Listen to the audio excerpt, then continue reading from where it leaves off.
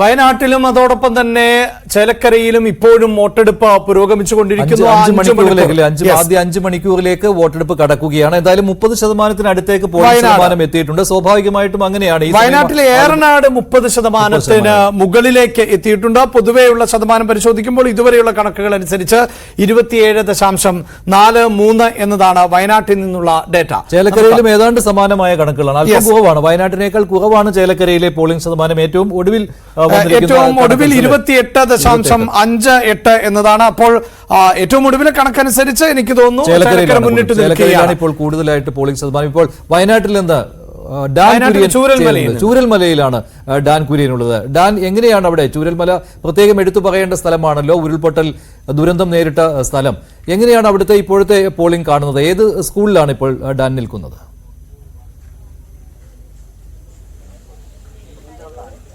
ഞാനിപ്പോൾ നിൽക്കുന്നത് ചൂരൽമലയിലെ ഉരുൾപൊട്ടൽ ദുരന്തമുണ്ടായ 10-12 വാർഡുകളിലെ വോട്ടർമാർക്ക് വോട്ട് ചെയ്യുന്നതിന് വേണ്ടി ചൂരൽമല സെന്റ് സെബാസ്റ്റ്യൻസ് ദേവാലയത്തിന് സമീപത്ത് തയ്യാറാക്കിയിരിക്കുന്ന പോളിംഗ് ബൂത്തിലാണ്. 167, 169 ഇങ്ങനെ 2 ബൂത്തുകളാണ് ഇവിടെ ഈ ചൂരൽമലയിൽ ഉണ്ടായിരുന്ന അവിടെ നിന്ന് പുനരധിവാസ മേഖലയിലേക്ക് മാറിയ വോട്ടർമാർക്ക് വേണ്ടി ക്രമീകരിച്ചിരിക്കുന്നത്. നമുക്കറിയാം, ഏതാണ്ട് നമുക്ക് ലഭ്യമാകുന്ന കണക്കുകൾ പ്രകാരം 167ാമത്തെ പോളിംഗ് ബൂത്തിൽ 1048 വോട്ടർമാരാണ് ആകെയുള്ളത്, പട്ടികയിലുള്ളത്. ഇതിൽ 27 പേരെ സർക്കാരിന്റെ കണക്കുകളിൽ ഔദ്യോഗികമായി മരണപ്പെട്ടിരിക്കുന്നു എന്നാണ് വ്യക്തമാക്കിയിരിക്കുന്നത്. ആ ബൂത്താണിത്. ഇതിന് തൊട്ട് സമീപത്തായി 169ാമത്തെ ബൂത്തുണ്ട്. അവിടെ 1244 വോട്ടർമാരാണുള്ളത്. അവരിൽ 58 പേർ മരണപ്പെട്ടിട്ടുണ്ട് ഈ ദുരന്തത്തിൽ എന്നാണ് സർക്കാരിന്റെ ഔദ്യോഗികമായ കണക്കുകൾ. നമുക്കറിയാം, ദുരന്തത്തിന്റെ തീരെ നോവായി മാറിയ നീതു ജോജോയുടെ കുടുംബാംഗങ്ങൾ, നീതുവിന്റെ ഭർത്താവിന്റെ പിതാവ് ജോസഫ്, അദ്ദേഹം വോട്ട് രേഖപ്പെടുത്തിയതിനു ശേഷം നമ്മളോടൊപ്പം ചേരുകയാണ്. വലിയൊരു ദുരന്തത്തിന്റെ വേദന അതിപ്പോൾ ഈ നാടിനെ വിട്ടുമാറിയിട്ടില്ല. വോട്ട് ചെയ്തു കഴിഞ്ഞോ? വോട്ട് ചെയ്ത് കഴിഞ്ഞു. നിങ്ങൾ എവിടെയാണ് ഇപ്പൊ താമസിക്കുന്നത്? ഞങ്ങൾ കാപ്പംകൊല്ലിയിലാണ്. ഓക്കെ. 2 കിലോമീറ്റർ പോണം. കൽപ്പറ്റ റോഡ്. ഈ സ്ഥാനാർത്ഥികളൊക്കെ കാണാൻ വന്നിരുന്നോ? സ്ഥാനാർത്ഥികൾ ഇതൊന്നും എത്തിയിട്ടില്ല. നമ്മളൊക്കെ ഉൾനാടുകളിലേക്കല്ലേ. നിങ്ങൾക്ക് ഇതിന് ശേഷം കിട്ടിയ ഉറപ്പുകളൊക്കെ പാലിക്കപ്പെട്ടിട്ടുണ്ടോ? എന്താണ് നിലവിലെ സാഹചര്യം? കേരള ഗവൺമെന്റ് പറഞ്ഞത് നമുക്ക് തരാന്ന് പറഞ്ഞ ആനുകൂല്യങ്ങൾ വീടൊഴിച്ച് ബാക്കിയെല്ലാം തന്നിട്ടുണ്ട്. ഓക്കെ. ഈ വീടിന്റെ കാര്യത്തിൽ എന്താണ് എന്തെങ്കിലും അനിശ്ചിതത്വത്തിലാണ് അവര് നമ്മൾ വായിക്കുന്നതും റിപ്പോർട്ട് കിട്ടുന്ന ഒന്ന്, ഗവൺമെന്റ് പറയുന്നത് വേറൊന്ന്. അതിലേതാണ് ഇപ്പം ശരിയെന്നുള്ളത്. ഇപ്പൊ ബന്ധു വീട്ടിലാണോ നിങ്ങൾ കഴിയുന്നത്? ഞങ്ങൾ വാടക വീട്ടിലാണ്. അപ്പൊ അതിന്റെ പണം കൊടുക്കുന്നത് സർക്കാരാണോ അതോ? അല്ല, അത് ഞങ്ങളുടെ അക്കൗണ്ടിലേക്ക് വരികയാണ് ചെയ്യുന്നത്. അക്കൗണ്ടിലേക്ക് പൈസ വരുന്നുണ്ട്. ഇതുവരെ വന്നിട്ടുണ്ട്. 3 മാസമായി. 2.5 മാസത്തെ പൈസ കിട്ടിയിട്ടുണ്ട്. കാരണം ആദ്യം 15 ദിവസം ഒഴിവാക്കിയിട്ടാണല്ലോ പിന്നെ തുടങ്ങിയത്. ഞങ്ങൾ താമസം തുടങ്ങി. അതുകൊണ്ട് 2.5 മാസത്തെ അത് കിട്ടിയിട്ടുണ്ട്.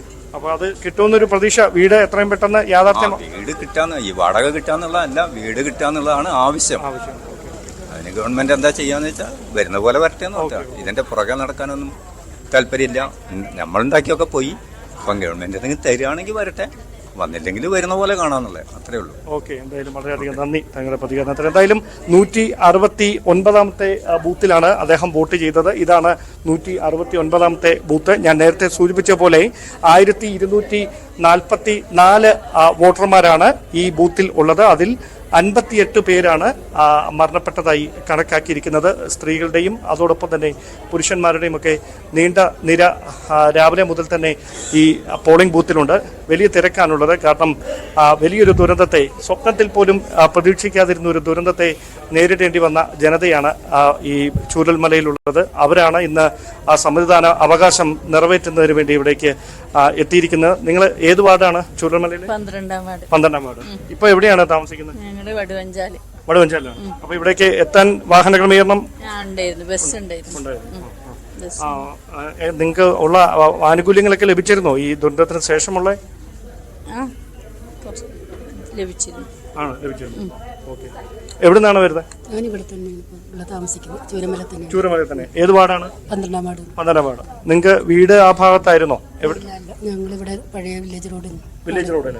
ഓക്കെ, ശരി. നിങ്ങൾ എവിടെ നിന്നാണ്? 10ാം വാർഡില്. ഓക്കെ.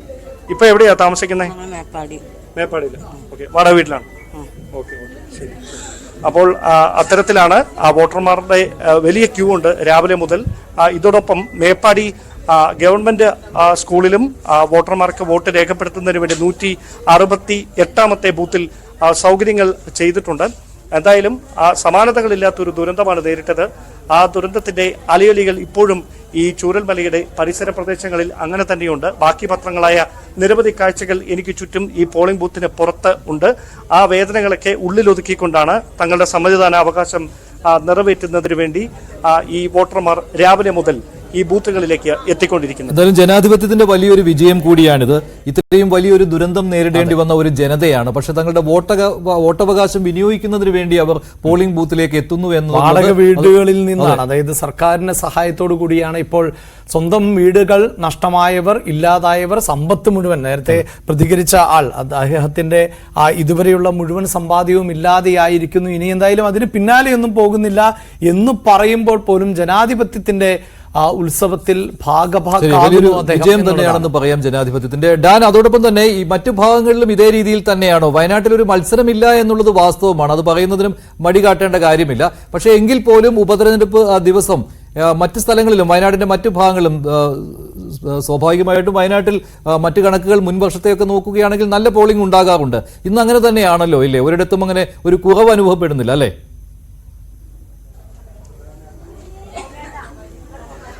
അതായത് രാവിലെ മുതൽ തന്നെ വലിയ തിരക്കുണ്ട് പോളിംഗ് ബൂത്തുകളിലെല്ലാം.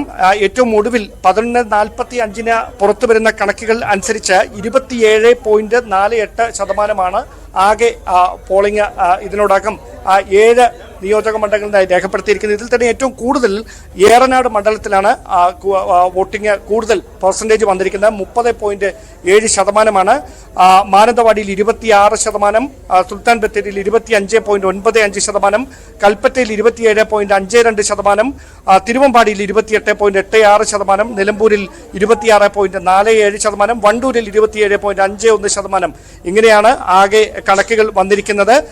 എന്തായാലും ഉച്ചയ്ക്ക് ശേഷവും സമാനമായ തരത്തിൽ തന്നെ വലിയ തരത്തിൽ തിരക്ക് അനുഭവപ്പെടാനുള്ള സാധ്യതയുണ്ട്. രാവിലെ തന്നെ മങ്ങിയ കാലാവസ്ഥയാണ്, പക്ഷേ ഇതുവരെ മഴ പെയ്തിട്ടില്ല, പെയ്യാനുള്ള സാധ്യതയുണ്ട്. അതുകൊണ്ട് തന്നെ ആയിരിക്കാം ഒരുപക്ഷെ വോട്ടർമാർ രാവിലെ മുതൽ തന്നെ പോളിംഗ് ബൂത്തുകളിലേക്ക് എത്തിക്കൊണ്ടിരിക്കുന്നത്. എന്തായാലും വലിയ പ്രതീക്ഷയിലാണ് സ്ഥാനാർത്ഥികൾ. പ്രിയങ്ക ഗാന്ധി അവരുടെ പ്രതീക്ഷകൾ രാവിലെ പങ്കുവച്ചിരുന്നു.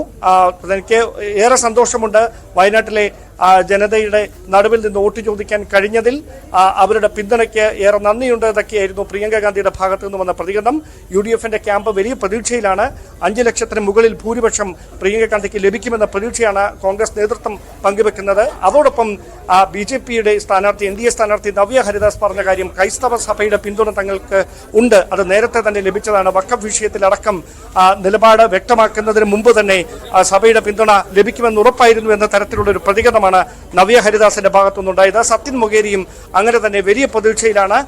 ഇപ്പോൾ പോളിംഗ് ബൂത്തുകളിൽ കൽപ്പറ്റ ഉൾപ്പെടെയുള്ള മേഖലകളിൽ സന്ദർശനം നടത്തിക്കൊണ്ടിരിക്കുന്നത്. എന്തായാലും കഴിഞ്ഞ തവണത്തേതിനേക്കാൾ പോളിംഗ് ശതമാനം കൂടാനുള്ള സാധ്യത തള്ളിക്കളയാനാവില്ല. പക്ഷേ ഏതെങ്കിലും തരത്തിൽ കാലാവസ്ഥ പ്രതികൂലമായാൽ ഉച്ചയ്ക്ക് ശേഷം അതുമാത്രമാണ് ഒരു ആശങ്ക. അതിനപ്പുറത്തേക്ക് പോളിംഗ് ശതമാനം കഴിഞ്ഞ തവണത്തേതിന് സമാനമായ തരത്തിൽ തന്നെ എത്താനാണ് സാധ്യത. എന്തായാലും വലിയൊരു പ്രതീക്ഷയോടെയാണ് ചൂരൽമലയിൽ അടക്കം വോട്ടർമാർ പോളിംഗ് ബൂത്തുകളിലേക്ക് എത്തിക്കൊണ്ടിരിക്കുന്നത്. എന്തായാലും ചേലക്കരയിൽ 29.4%, അതിന് തൊട്ടടുത്ത് തന്നെയാണ് അല്ലെ 27.43% പോളിംഗ് ഇതുവരെ വയനാട്ടിലും രേഖപ്പെടുത്തി കഴിഞ്ഞു. അങ്ങനെ നോക്കുമ്പോൾ സാധാരണഗതിയിൽ തന്നെ പോളിംഗ് മുന്നോട്ട് പോവുകയാണ്. ഒരു 70% എത്തിക്കുവാൻ ഉള്ള ഒരു ശ്രമമാണ് നടക്കുന്നത്. അത് എത്തുമെന്നുള്ള പ്രതീക്ഷയാണ് മുന്നണികൾ പങ്കുവയ്ക്കുന്നതും. 77% കഴിഞ്ഞ തവണ ചേലക്കരയിൽ. അത്രയും പോളിംഗ് ഉണ്ടാകുമോ എന്നുള്ള കാര്യം 45-50%